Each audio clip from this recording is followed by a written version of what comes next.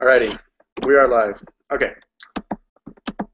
So first, I guess I'll provide a brief synopsis of the case. So this case is about the National Hockey League and the the lockout season 2004-2005 when the league and the Players Association could not come to a collective bargaining agreement, and so the case kind of goes through a brief history of the league.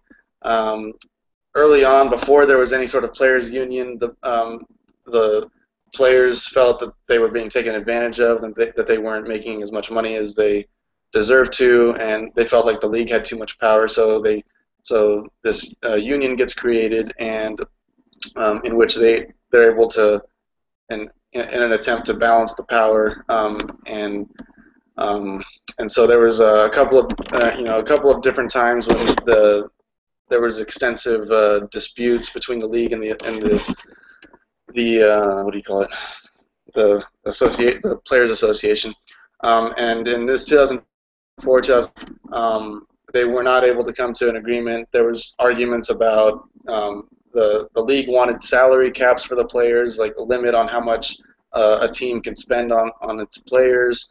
It also wanted like a link between the total revenues of the league and the salaries and the total salaries of the players. That they didn't want the total salaries of the players to be more than a certain percentage of the entire of the league's total revenue. Those are just some of the issues that were going on, and ultimately neither side was able to come to an agreement by the time the season started, and so they went into what was called a lockout, and eventually the league announced that the season was canceled, and that's kind of where the predicament, or that's where it was left off. That's the case left off. Does anyone else have anything to add to that?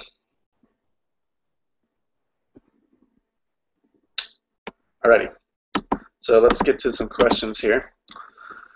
What do you see as the root cause of the problems identified in the case?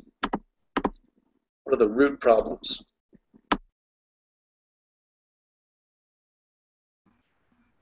I'll just go. I think one of the main problems, since it's going to be a root here, is trust between the two parties.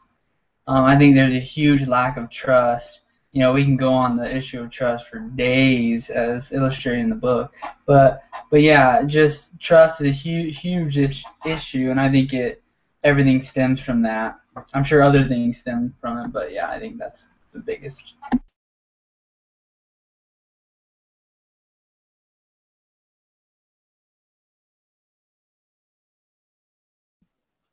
It's kind of an unfortunate thing when you get into these sports conversations, professional sports, because there is an inherent distrust, as Jared's talking about, and almost a strong dislike between both sides, because you've got this commissioner who he works for the owners, and then the players also work for the owners, and so you get this inherent thing of the owners ruling the roost. And as you stated, Bryce, before there was any type of players association or anything like that, the owners really took advantage of the players. And so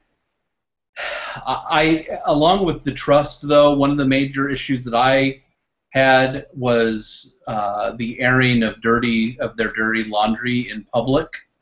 They got to a stage where everything was just so bad that they only could resort to basically saying what the other was unwilling to do in the media, so it could try to explain why there still wasn't hockey, because a lot of fans were pining for it.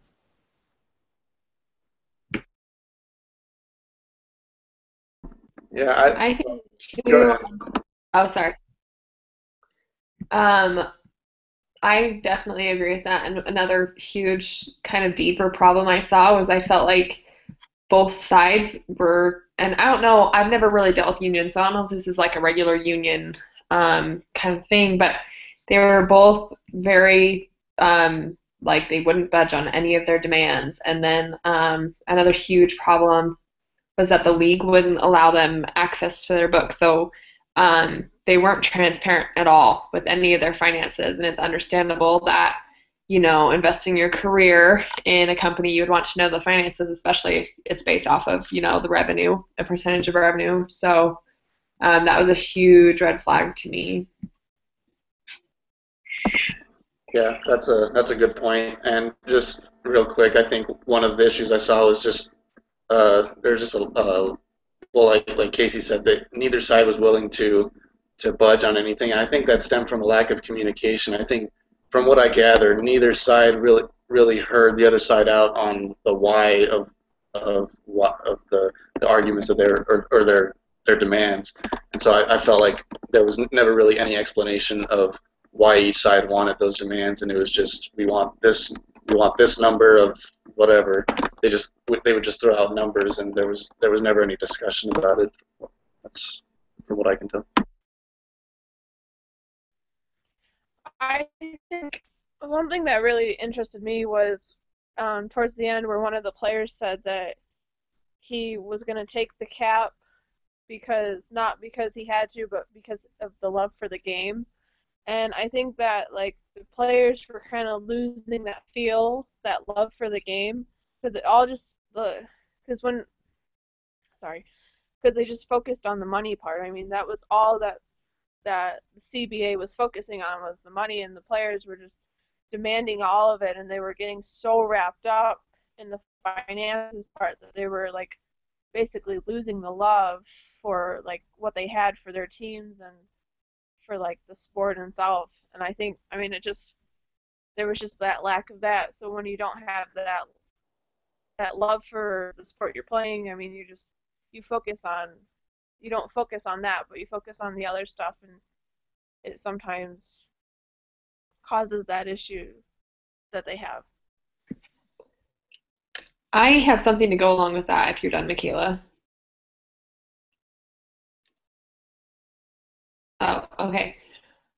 So that is such a good point, and that was a huge red flag or an issue with me with the case, is I felt like the representation of the union. I felt like a lot of the players were like, yeah, we're in it for the game. We love hockey. We want to do all this stuff. But then Bill Daly and Saskin, and then especially like Goodnow and Bettman, were just so competitive, I feel like. And I feel like they weren't really representing their players. They didn't even, they probably would have negotiated so that they could play longer rather than, dealing with their crazy demands. And so I felt like the union really wasn't represented the way that it should have been. I felt like it wasn't a good representation of the players themselves. Yeah, that's a good point. I was just going to quickly say I agree with that. I think the representation of the union they were more concerned about just beating the owners and winning the argument rather than being able to play hockey, which most of the players, all the players I'm sure wanted to play during the season, and most probably would have eventually agreed to some sort of salary cap, but like the representation was, I think, more prideful than they should have been. I thought it was pretty interesting, too, that the case study referred to Goodnow and Bettman, that their major problems didn't stem because they were opposites, but that they were actually very similar. And I thought that was an interesting point to be made. You kind of have to go by faith that the authors of this case study understood that, but because we as observers and fans would probably not know them well enough to depict that, but I did find that was a very interesting part. It wasn't like they were just on opposite ends of personality types, but they were just maybe too similar for their own good. Those are all really good points. Does anything have anything else to add? All right, we'll move on. So those are some good problems that we identified there. Next question: how would you describe the culture of the National Hockey League? Strengths and weaknesses.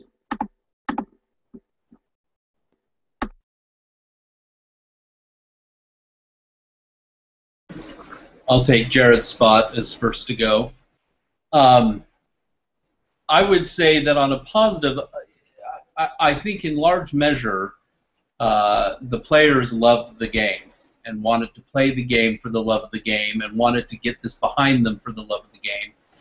And I'm not entirely sure that that was felt by all of owners. I'm sure many owners were very much in love with hockey. I mean, why own a hockey team if you really don't love it?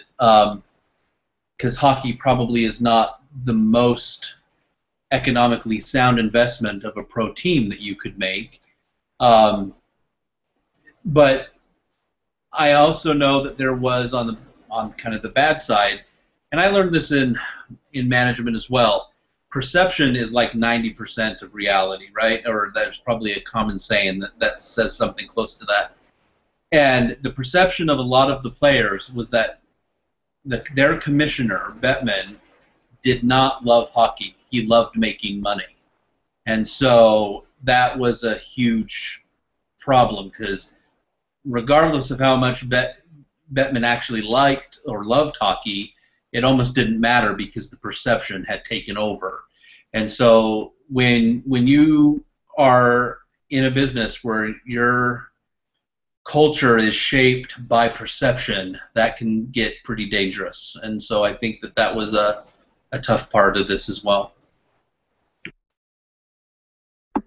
Yeah, I feel like there's one of the weaknesses of the NHL, and really, I think I don't know if every, but a lot of major sports, is just this divide between the the league offices and the players.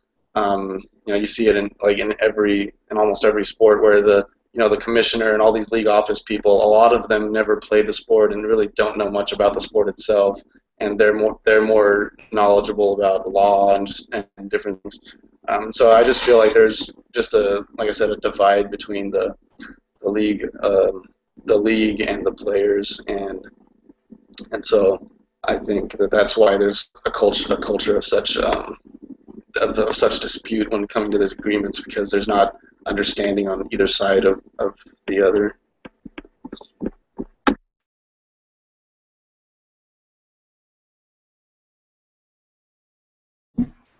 I just completely agree. I was going to talk about that gap too. That's all I could really say about the culture. So I just think you guys are right on. That gap, it's getting bigger and bigger, and they're trying to close it, making these policies and stuff. But yeah, until they close this gap a little bit, there's going to be contention between the two. I think that's a huge characteristic of their culture. To me, I don't know if you guys got the same feeling, but I felt like it was the only tense part was like during the CBA negotiations. I don't know though. I feel like the owners probably could have taken very good care of their players. I mean, during the seasons and stuff. I felt like they procrastinated talking and discussing their CBAs because they knew that it was going to be a tense negotiation. And I was just thinking about how other sports. I do agree it's kind of like that. I remember my husband is really into the draft every year, and I've watched it the past couple of years with him. And like every time the commissioner comes out, everybody's booing him. Like that's just kind of a tradition. So it's kind of a tradition to, I guess, not agree with your owners or the league itself. I don't know.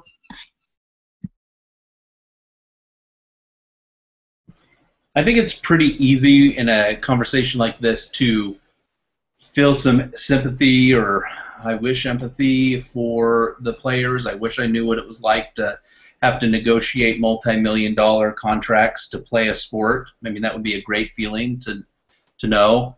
But I mean, we've got to also understand that the owners, they're running a business, and that's not a bad thing. Entrepreneurship's really a great thing. And so I don't think we can just totally dismiss owners' perspectives. And wanting to put a cap on salaries was something that was new to this collective bargaining agreement. It hadn't been done before. And, I'm sure for some teams, putting that cap in the mid $30 million Well, they might have already had a couple players under contract that could have eaten up a good third or even a half of that salary. And then you have to, what, have 15 scrubs after that just to keep under the cap. So I certainly understand the negotiation point of view, but I just don't want us to get totally lost in that.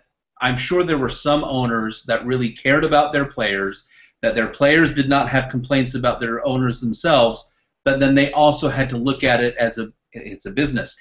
The owners have fronted hundreds of millions of dollars for these teams, have put their names on arenas, and really done a lot to get things going in the cities. The players aren't having to do that. They're not having to stake their fortunes on whether or not this would be a successful business proposition. So I just think that we can't lose sight that there are some good things on a business side that these owners were part of as well. Yeah, I agree. I mean, that's what I was thinking about was, the players, obviously, most of them are just thinking about themselves. It's their career. They want to make as much money as they can. And the owners and the league, they're looking at it from a business perspective. They want to be able to make the most possible money. The NHL wants to make as much money as possible, and the way they see it is not the same way that the players see it, where the league wants there to be more competition, and that's why they want to put these salary caps so that the teams with the biggest markets don't just monopolize, all the best players because they can pay them whatever they want because the team as a whole makes more ticket sales and all of that.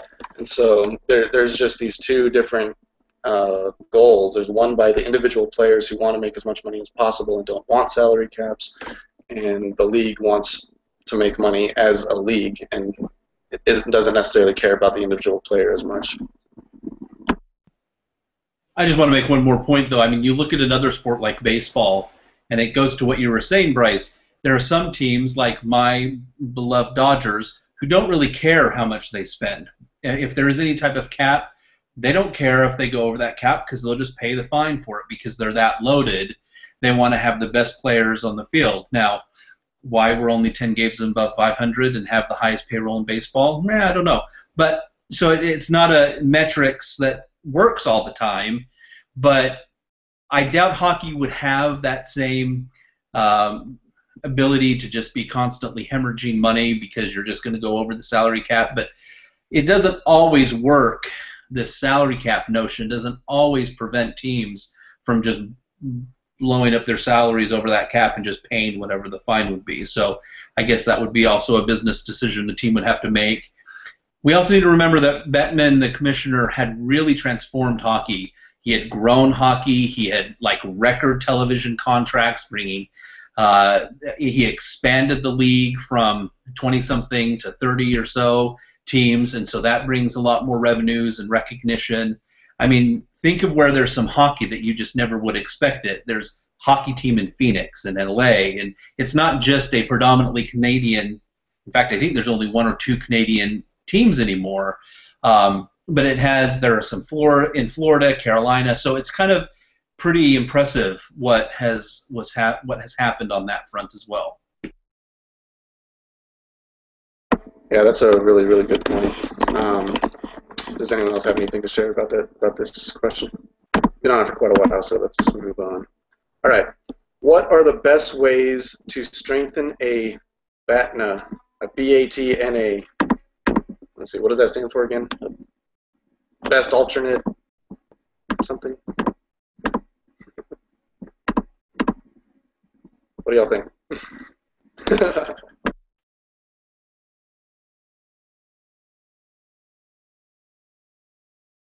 The question is, how do you strengthen a BATNA? Yeah, what are the best ways to strengthen a BATNA?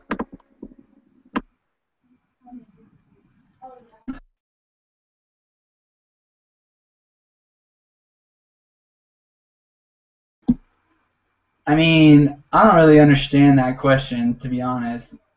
A BATNA is best alternative to a negotiated agreement. So it's saying, how do you strengthen the best alternative is what it's asking?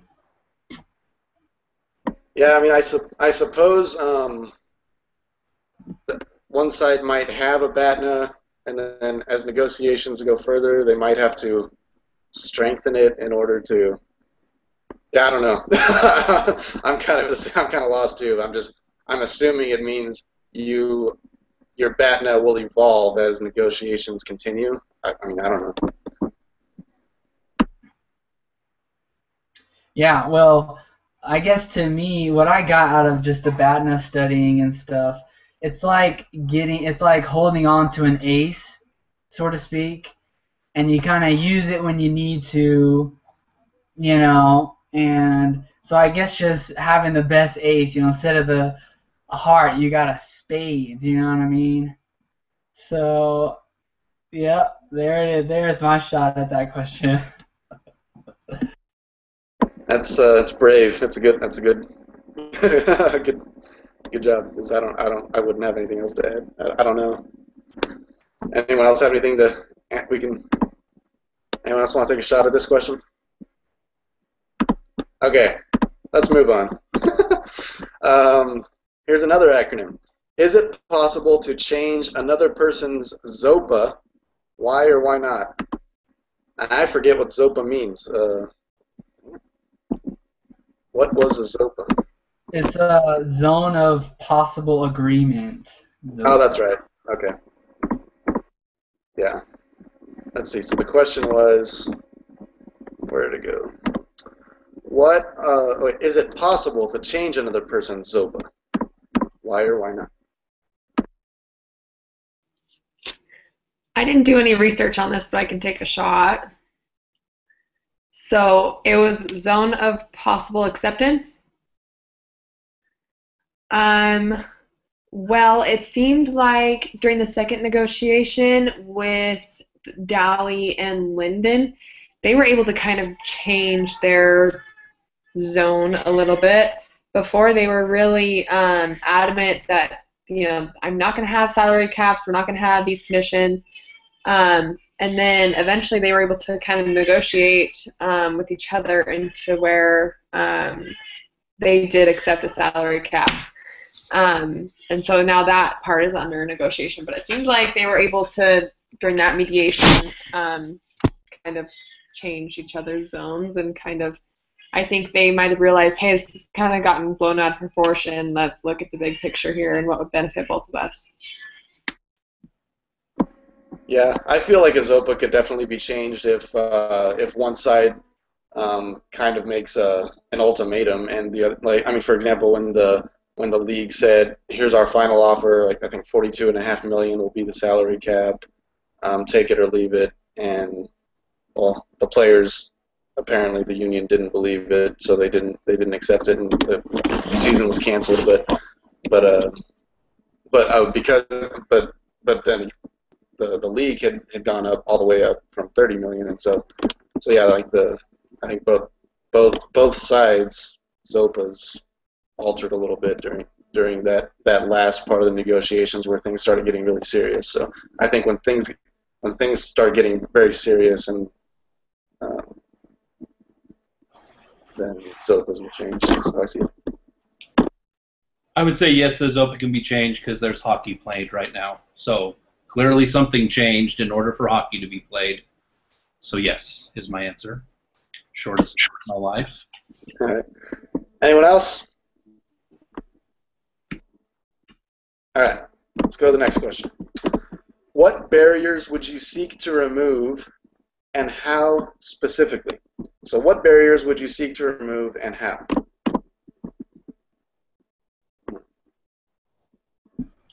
I would take a shot. Sorry, unless Michaela wants to go, I feel like I'm talking too much. You good? Okay. I think that the main barrier is just psychological. At least how I saw it. I didn't really see, because it has like 3 different barriers: psychological, structural, and tactical. So there is some structural and tactical barriers going on in there, but the main thing is psychological. Like I said at the beginning, just about the whole trust issue. If they're able to break down some trust issues, get down to, what this is all about, maybe it is all about money. I don't know. They need to come to an agreement though, but the players are going to say it's all about the game, and sure they want money too. But I don't know. I mean, those are things that you talk about after the barriers are down. But yeah, so just the main psychological block that isn't letting them talk right. They're treating each other bad. They're not. Like Ben was saying, there are these two top dogs, going at each other. They're so much alike. They're so good at what they do, but they have two different agendas, it seems. So they just, I don't know. Just they gotta break down this whole trust issue, and the psychological barrier will be a lot smaller. I think one barrier that was a big issue was uh, um, the league kind of withholding their financial records and stuff. I think that was kind of a tactical barrier. Um, I mean, I don't think that the league, I don't think they were, I don't think they did anything illegal in withholding it, but obviously it was creating a big dispute between the league and the players wanted to see the league's numbers and stuff, and so I think that if they had been more transparent to the players, the negotiations might have gone smoother. There would have been more negotiating, really. I think if the league had just been more transparent. So if I was at the head of the league and I knew what was good for the league, I would want to be more transparent to the players so we can work out whatever issues there were. Because obviously the league lost a ton of money because they weren't able to come to an agreement.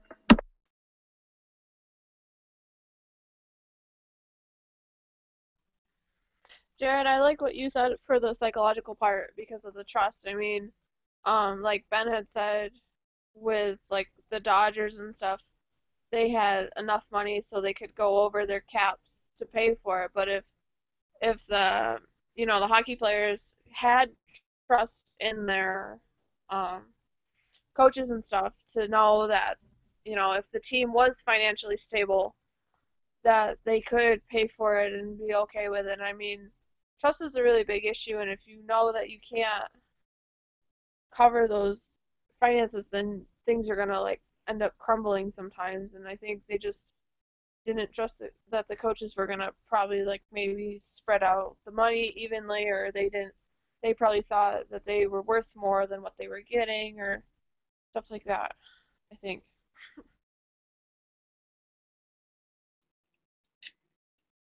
So I've never really been that good at identifying barriers. Like even in other classes, I've always kind of had that issue.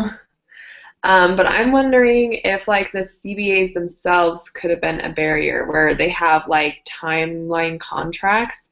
So like I don't know how long it lasts, like 3 years or whatever, but it seems like in this time they're kind of setting themselves up for this huge war every time it expires. And so I'm wondering if they kind of reformatted the CBA, like maybe change their deadlines or make it so you have to evaluate it every year. I'm wondering if that would kind of help things. I couldn't help but correlate this case to the disaster, which is Washington, D.C. politics. And I'm not going to get into politics per se, but it just is such, we have planted our flags, we refuse to budge on this issue or that issue, we refuse. Since when is compromise such a nasty word? Since when is finding a common ground and moving forward on common principles such a hard thing to do? I don't understand. Now, I will play a little bit of a devil's advocate on the financials part. There is no guarantee that your business is going to be successful year after year. So an owner saying, hey, this is my heyday, I made an extra $50 million this year, and I've put it in my own pocket, again, it goes back to me on that whole, they hold all the risk. The owners hold all the risk. The players hold none. So to open up their books would be almost like showing them their hand, in a way, because based on what they find, if they opened up their books completely, owners could say, or players could say, well, the league has done so well, now we don't want that salary cap at 42 now, we want it at 52, so we can get more of that money. That being said, I'm a huge, huge fan of revenue sharing. I think profit sharing. I think that is incredibly valuable to keep your team energized and totally committed to the company that you're trying to keep successful. But I did want to try to give some credence to the owners a little.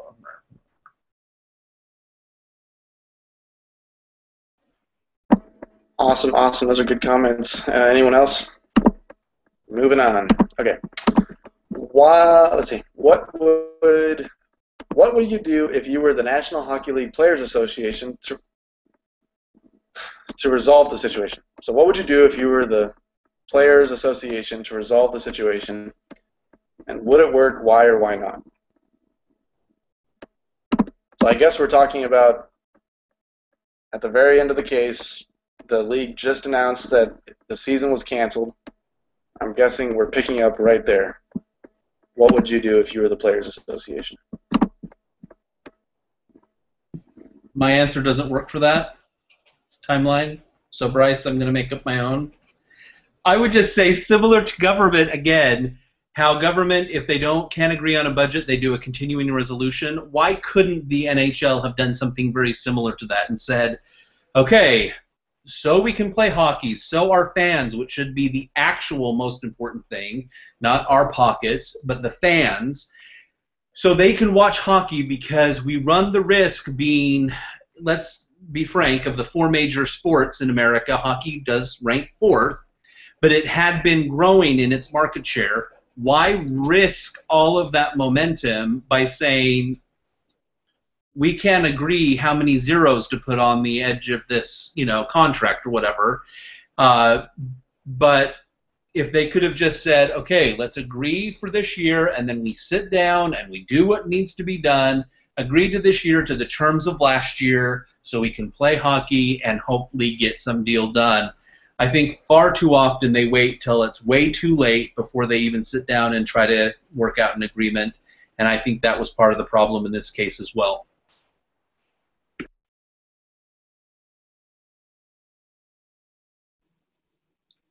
I think that's a great point. I didn't even think about that.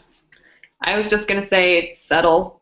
If you're really in it for the love of the game and you can deal with like just a couple million less than what you had been dealing with before, then go for it. I think they should just settle.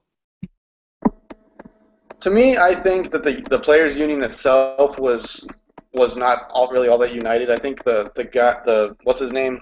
The Good now, I think was his name, like the players' union executive, whatever he's called. He, like I said earlier, I think he was really just trying to win the argument, and he, to me, didn't really have the players' best interest in mind. I think like a lot of players went to play in other leagues because they still wanted to play. A lot of players said, yeah, we'll do a salary cap if it means we can play. I don't think that there was a whole lot of communication within the Players Association, because I think if there was, they would have persuaded Goodenow to accept one of, at some point, the negotiations before the league had to ultimately cancel the season. So I would get rid of Goodenow, because I don't think that he was really acting in the best interests of all of the players. I don't think he was a good representative for the players.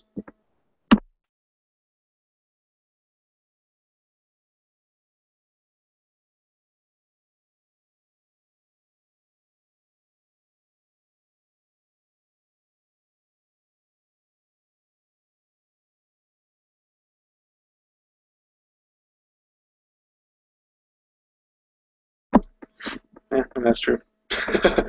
Does anyone else have anything to add? I mean, I guess he did do that, but at the same time, he the season was canceled and everyone lost money. Okay. What would you do if you were the National Hockey League in order to resolve the situation? So same question, but National Hockey League.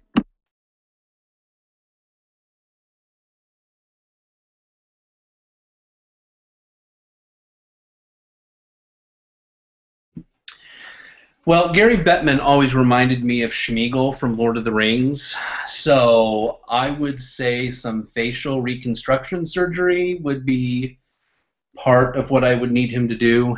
But honestly, Bettman, he's a businessman, right? So I think for the owners, they're totally in step with him.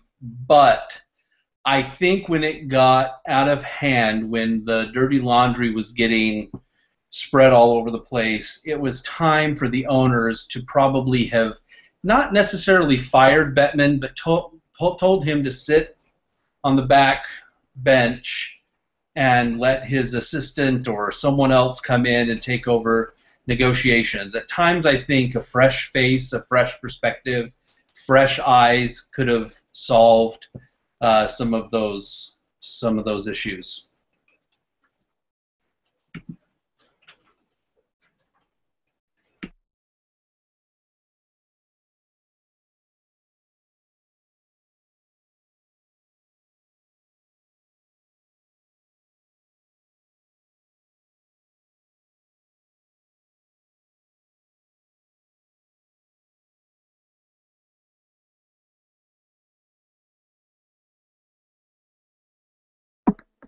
I think that's a really good point.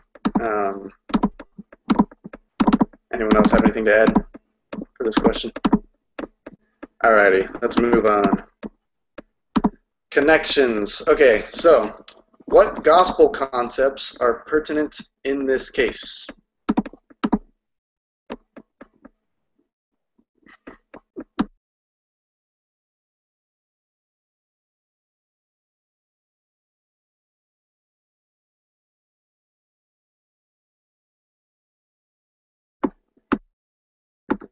Did everyone hear the question?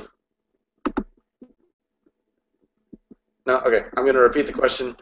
What gospel concepts are pertinent in this case?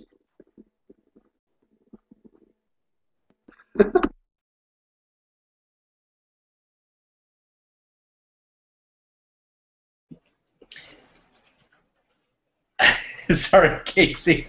I think with most contentious situations, the golden rule's pretty good use of guide. So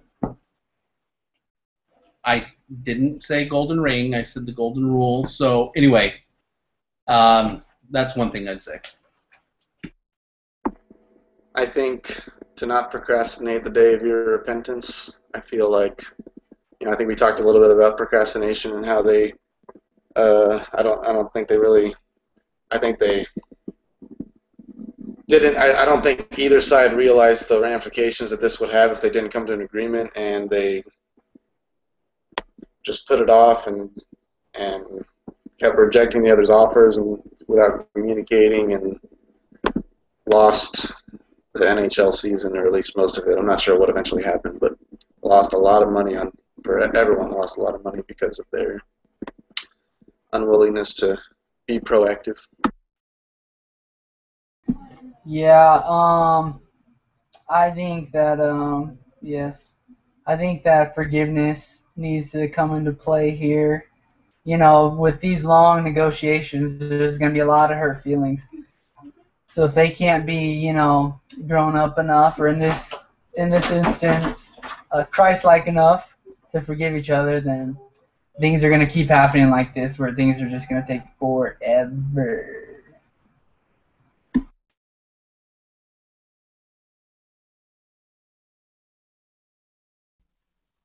Jared, you took mine, but made me think of some other. I think love and compassion would kind of might work. I mean, you gotta love each other and learn. I mean, love the game, love the people.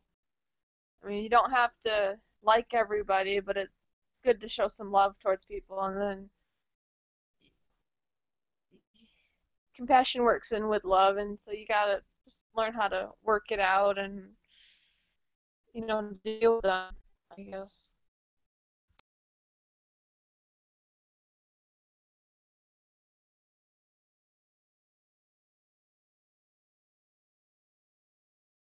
Alrighty. Thank you very much for that, for those spiritual connections. Let's see.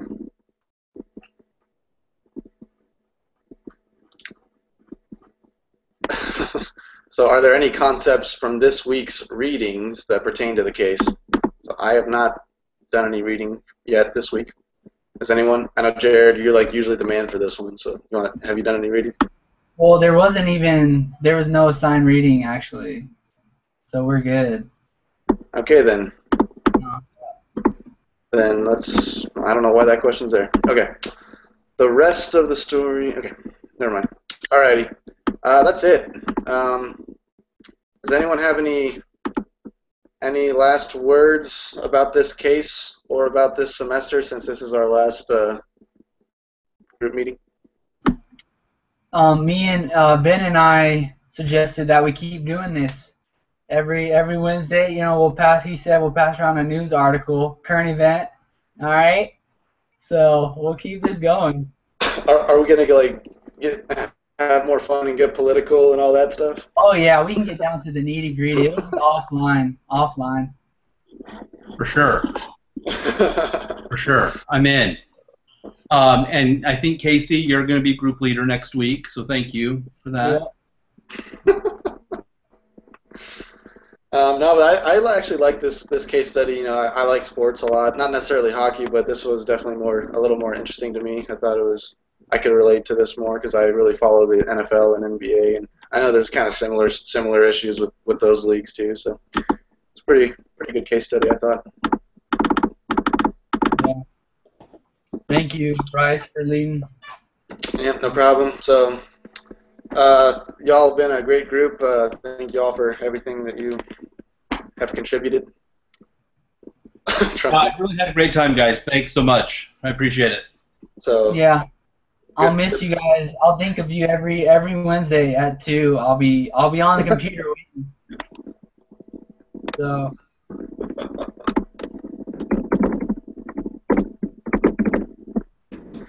Anyways, alrighty. Well, good luck in the rest of your college years and lives.